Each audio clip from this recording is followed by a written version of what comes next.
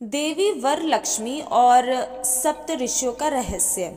नमस्कार प्रिय दर्शकों, आप सभी का स्वागत है हमारे YouTube चैनल धार्मिक स्टोरीज में, जिनमें हम आपके लिए न केवल धार्मिक कथाएं बल्कि कुछ रहस्यमयी कहानियां भी लाते हैं, जिन्हें सुन के न केवल आपके मन को बल्कि आपकी आत्मा को भी संतुष्टि प्रदान होती है।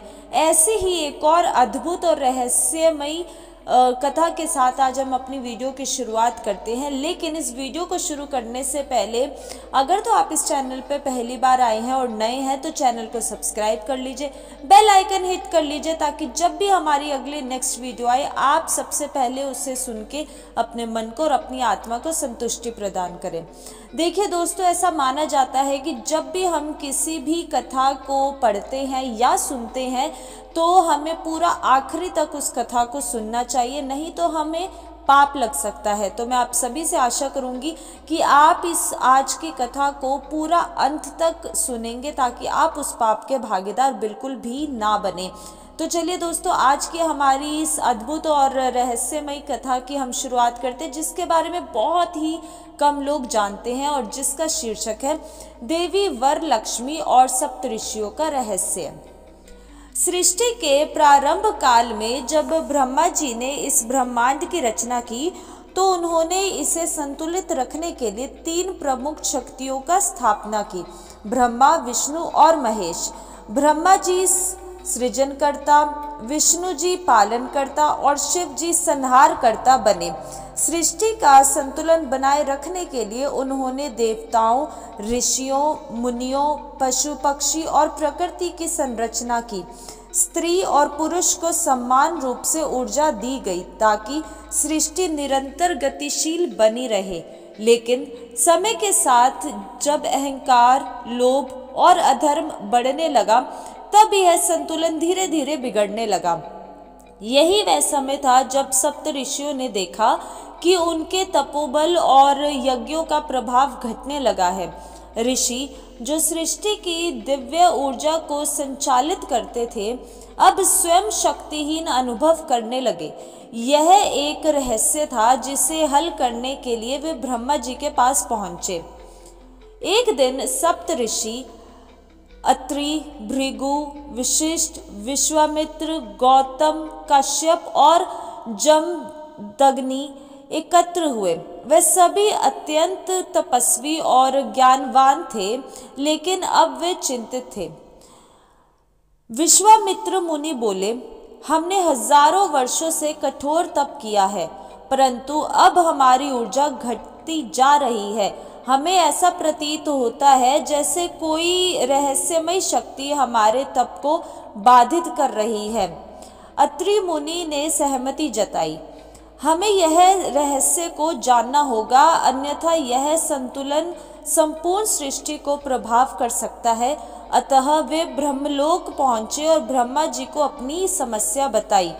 ब्रह्मा जी ने नेत्र बंद कर ध्यान लगाया और कुछ क्षण बाद बोले, यह संकट किसी असुर या शत्रु के कारण नहीं है, बल्कि स्वयं सृष्टि के असंतुलन का परिणाम है। तुम्हारी ऊर्जा इसलिए क्षीण हो रही है क्योंकि पृथ्वी पर स्त्री शक्ति का सम्मान घट रहा है। इसका समाधान केवल एक देवी ही कर सकती है, देवी वरलक्ष्मी। ऋषिगण देवी वरलक्ष्मी की खोज में कैलाश पर्वत गए और भगवान शिव से पूछा, प्रभु, हम देवी वरलक्ष्मी का आह्वान कैसे कर सकते हैं? शिवजी ने उत्तर दिया, वरलक्ष्मी माता केवल वहां प्रकट होती है जहां सच्चे मन और स्त्री का सम्मान किया जाता है। ऋषियों ने अपनी यात्रा जारी रखी और अंततः वैकुंठ धाम पहुंचे। वहां उन्होंने देखा कि भगवान विष्णु शेष नाग पर शयन कर रहे थे और देवी वरलक्ष्मी एक स्वर्ण कमल पर विराजमान थी। देवी का तेजस्वी स्वरूप दिव्य था। वे 4 भुजाओं में कमल, अभय मुद्रा, वर मुद्रा और अन्न पर प्राप्त धारण किए हुए थे। उनके सौम्य मुख से दिव्य प्रकाश निकल रहा था। सप्त ऋषियों ने श्रद्धा पूर्वक प्रणाम किया और अपनी समस्या बताई।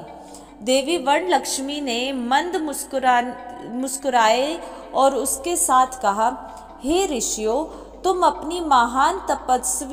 सभी एक महान तपस्वी हो, परंतु सृष्टि में एक गुण दोष उत्पन्न हो गया है।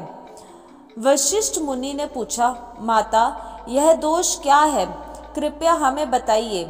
देवी ने उत्तर दिया, जब तक स्त्री शक्ति का सम्मान होता है तब एक ब्रह्मांड संतुलित रहता है, लेकिन जैसे ही स्त्रियों का सम्मान कम होता है नकारात्मक ऊर्जा बढ़ने लगती है।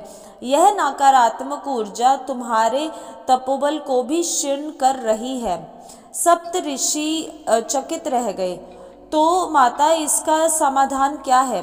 देवी वर्ण लक्ष्मी ने कहा, श्रावण मास के शुक्ल पक्ष में एक विशेष दिन होगा जिसे वर्ण लक्ष्मी व्रत कहा जाएगा।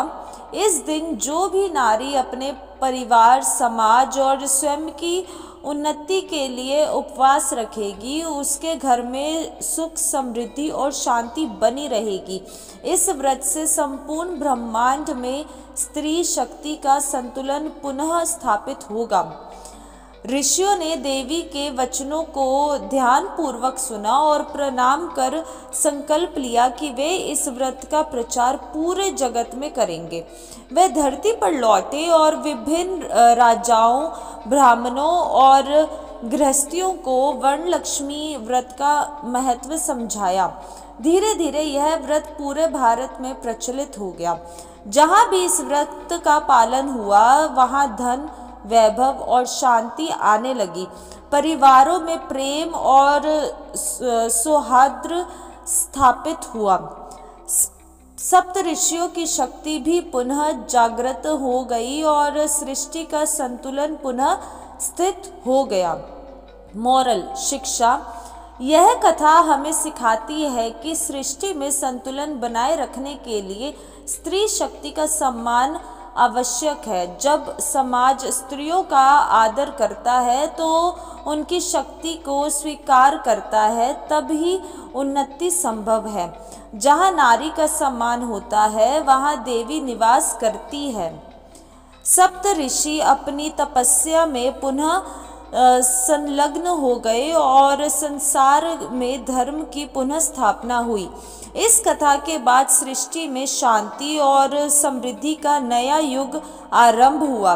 देवी वर्ण लक्ष्मी के व्रत ने न केवल धन संपत्ति के लिए बल्कि परिवार की सुख शांति, स्त्री शक्ति की आराधना और आध्यात्मिक उन्नति के लिए भी आवश्यक है। बोलिए हर हर महादेव।